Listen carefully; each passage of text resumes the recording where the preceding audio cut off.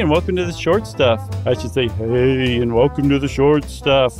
I'm Josh, and there's Chuck, and Jerry's here, too, skulking around like a real ghoul who just wants to dig up a grave and eat the corpse inside. That's what Jerry does around this time of year.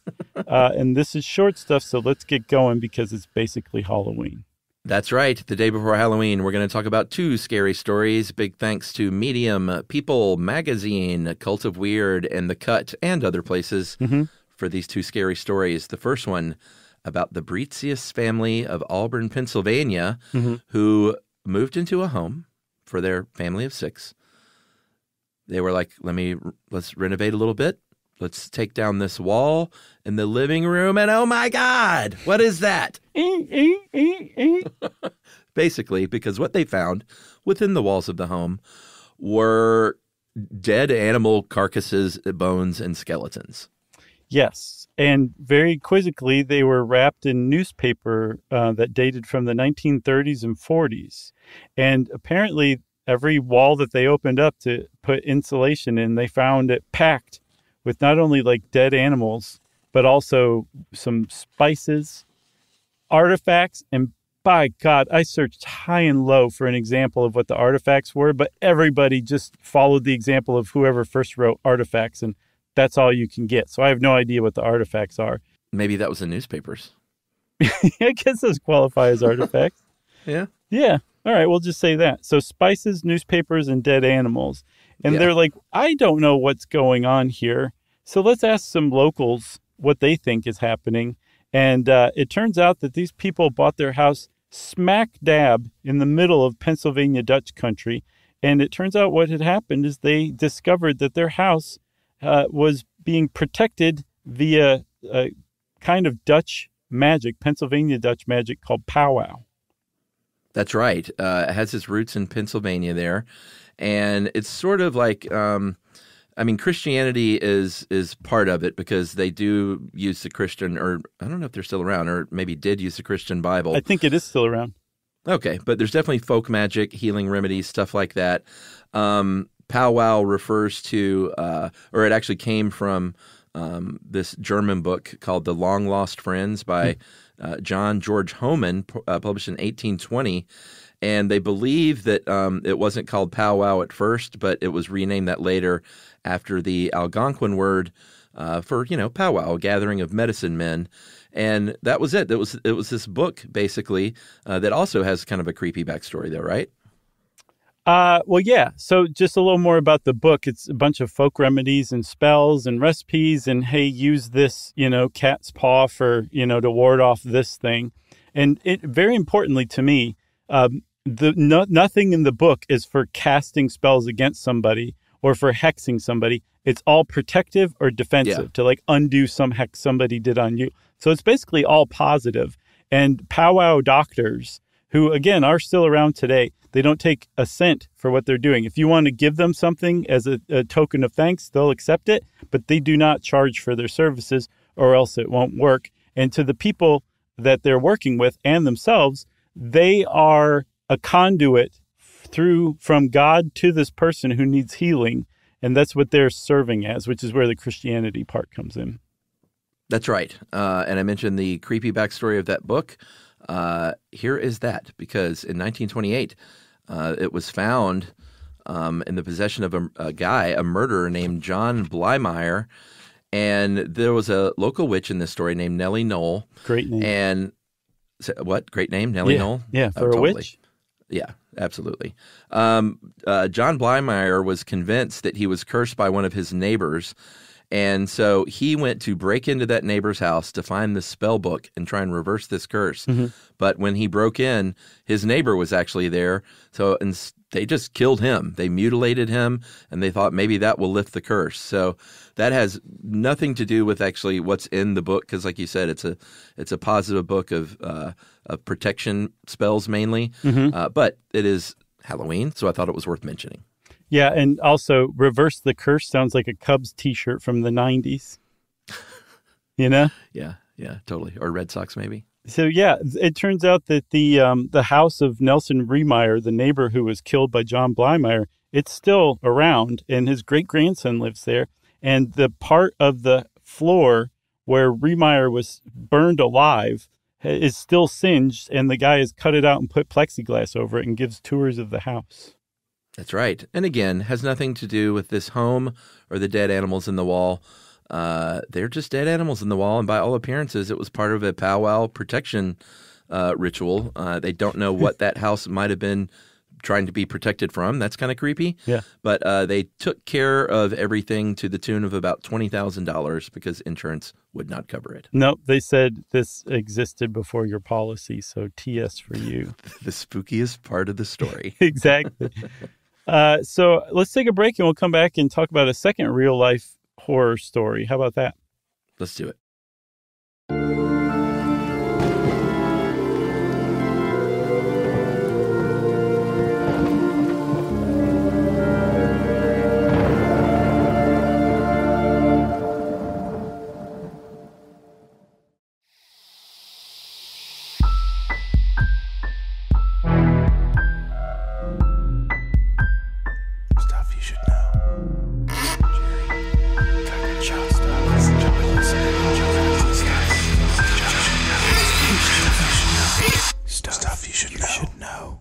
Okay, Chuck. So for this second real-life scary story, we're going to talk about the saga of Derek and Maria Brodus, who bought a dream home, essentially, in Westfield, New Jersey in 2014. They paid over asking for it, which is also very scary. They paid $1.4 million for it. And this house was a 4-bathroom, 6-bedroom Dutch colonial, which should be the opposite. It was built in 1905. And they loved the house. They thought it was amazing. What they didn't know is that there was a stalker watching the house who called themselves appropriately the Watcher. That's right. This is, of course, the basis of the Netflix show, The Watcher. Mm-hmm. And we should also say we're going to cover this in about 6 or 7 minutes. And this is a very dense story. So there is a lot more out there about The Watcher. And this is the broadest of overviews about the Brodus family. You like that? Mm-hmm. But this house was originally built in 1905. About a month before closing, the Woods family, who was selling it, got a letter from someone that called themselves the Watcher. Sure. It was hand-typed, and they claimed to be watching the house and one of a long line of people in their family that had been watching the house since 1905. Yeah, and one little note about the letters. The letters were typed, but the envelopes were handwritten in a blocky script. Yeah. Yes. And that, to me, suggests strongly that the Watcher couldn't figure out how to type onto an envelope, which I find hilarious. Yeah, that's pretty funny. So 657 Boulevard is where this house is. And the Woods family had lived there for 23 years. They were like, this letter's kind of weird. It's a little creepy, but we're selling it, and let's just not tell anybody that. Right. So, yeah, apparently it was the first letter they ever got. No one ever seems to have intimated that they got one prior to this. So they just kind of threw it away and were just like, whatever. And then over the course of the next month, as the Broduses started moving their stuff in, 3 days after closing in June, they received a letter, their first letter. And it was essentially the Watcher introducing themselves to this new family who'd moved into this house at 657 Boulevard, that the Watcher was the third generation to watch this house. Hey, Dave, maybe we could, producer Dave for the Shorties, maybe we'd have some scary music when we read these letters. Great idea. Great idea. All right, so cue the scary music, and here we go with letter 2. My grandfather watched the house in the 1920s, and my father watched in the 1960s. It is have be, and of course, put the little parenthetical SIC in there. Which means I'm not the dummy. They're the dummy. Yeah. It is have be put in charge of watching and waiting for its second coming. You don't want to make unhappy, talking about the house. Mm-hmm. Do you need to fill the house with the young blood I requested? I asked the previous owners to bring me young blood. So this is not the kind of letter you would want to get when you're moving into your new house, especially because you have kids, and this anonymous letter writer is mentioning young blood that you apparently brought to them.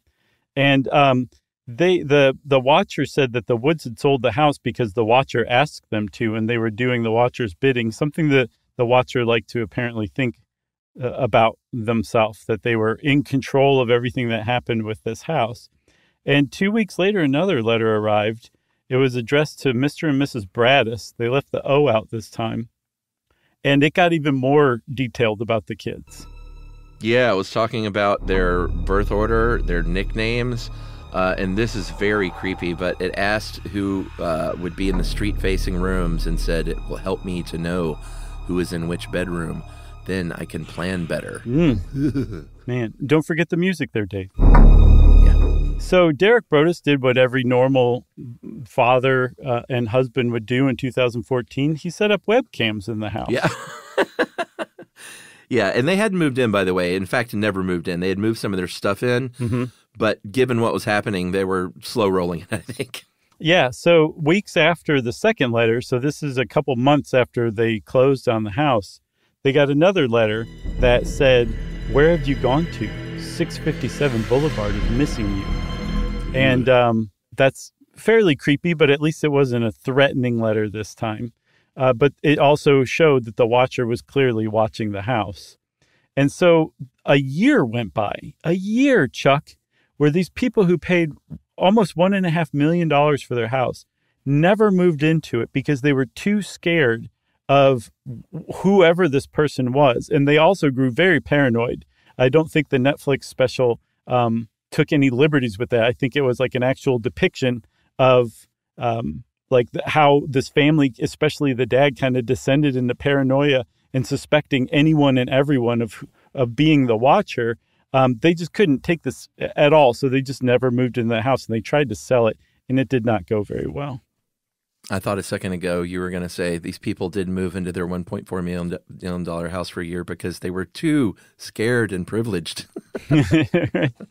Yeah. Yeah, we just won't move in. So one other thing, too, I called it a Netflix special, which I think kind of outed me as almost 50. Right. You know, a program. It was the Netflix movie of the week. You watching your programs? Right. So they went to court and said, hey, these Woods people got this. They knew about this. They didn't disclose this. Now we've got this scary haunted house, or maybe not haunted, maybe being stalked by a real dangerous person. Mm-hmm. And the Woods were like, no, that's not true. That didn't happen. And so news started getting hold of this. They started reporting it. They actually did DNA testing and found that woman's DNA on the envelopes and letters, and that they had Kearney postmarks on them. Yeah, that's 20 miles away and closer to New York. I don't know if we said this. This whole thing takes place in what is it? Westfield, New Jersey, right? Yeah, of course, New Jersey. Okay, so the cops are involved now. The prosecutor's office is actually involved. They're spending money testing this stuff for DNA, like you said, and they started theorizing of who it could be, and they thought that maybe it was one of the other prospective buyers who was mad that they've been outbid by the Broadduses. Maybe to get them out of there. Yeah, exactly. Could have been one of the neighbors, like the Watcher essentially intimated. And then there was a lot of suspicion on the Broaddus family, too, that they were essentially like the family from the Amityville Horror, that they were trying to basically create a sellable story, which is what turned out to be the case, actually. Yeah, or buyer's remorse, too. That's another one, too.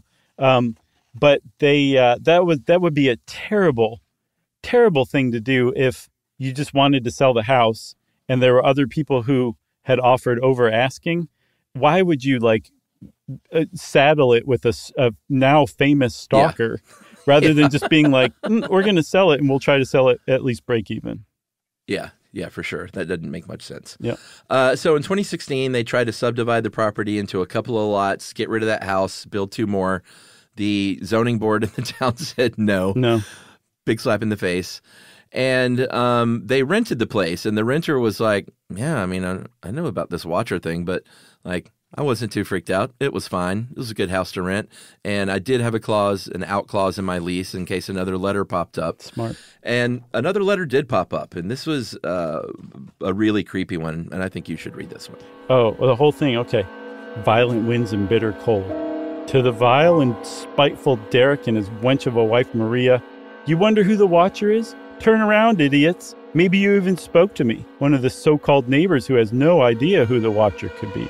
Or maybe you do know and are too scared to tell anyone. Good move. I walked by the news trucks. Remember, this whole thing had become like a media circus by now. When they took over my neighborhood and mocked me, I watched as you watched from the dark house in an attempt to find me. Telescopes and binoculars are wonderful inventions. 657 Boulevard survived your attempted assault and stood strong with its army of supporters barricading its gates. My soldiers of the Boulevard followed my orders to a T. They carried out their mission and saved the soul of 657 Boulevard with my orders. All hail the Watcher. Pretty full of themselves, right? Yeah, he kind of came across as a smarmy a-hole in that one, whoever this Watcher is. He or she, don't forget they found female DNA on the envelope. Oh, yeah, that's true. It sounds like something a guy would do, though. They did mention the renter in that letter. The renter was a little bit spooked, but was like, but I'll stay here, you know. I like this place. Get some of those cameras in there, and I'll be fine. And then there was one last spooky tag on this letter about the revenge that might befall them. Maybe a car accident, maybe a fire, maybe something as simple as a mild illness that never seems to go away, but makes you feel sick day after day after day after day after day. Maybe the mysterious death of a pet. Loved ones suddenly die, planes and cars and bicycles crash, bones break. They threatened to make a plane crash. Hey, that's pretty scary. So how'd the whole thing end up? The Brodus family finally did sell the house about 5 years after they bought it, right? Yeah, at a $400,000 loss. And that is the end of the story. What I don't know is how the Netflix show, that surely it just doesn't wrap up that way. Oh, you haven't seen it? No, have you? Yeah, it's good. Oh, is it good? You watched the whole thing? Yeah. It's how does it end? Well, don't tell me how it ends, I guess, on air. But I honestly don't remember how it ends, but I don't. Okay. It didn't seem to be like a succinct ending, like everything was wrapped up, if I remember correctly. Oh, but it gets nuts, man. It's off the rails. It's got, and you know, I'm sure they fictionalized a lot of it, but it's got what's his name? The guy like Rose Byrne's husband, Bobby Cannavale. Oh, he's married to Rose Byrne? I didn't know that. Yeah, one of my favorite couples. And I sat next to him in a lounge at LaGuardia Airport one time. Very nice. And he smiled at me. Yep. So yep. I think we got something brewing there, friendship-wise. I think so, too. Well, then you should definitely watch the Netflix special on the Watcher because you need something to talk about with him. That's right. And thanks to everyone for indulging this extra long two-part shorty. And be safe tomorrow. Happy Halloween, everybody. Happy Halloween, everybody. Short Stuff's out. Stuff You Should Know is a production of iHeartRadio. For more podcasts from iHeartRadio, visit the iHeartRadio app, Apple Podcasts, or wherever you listen to your favorite shows.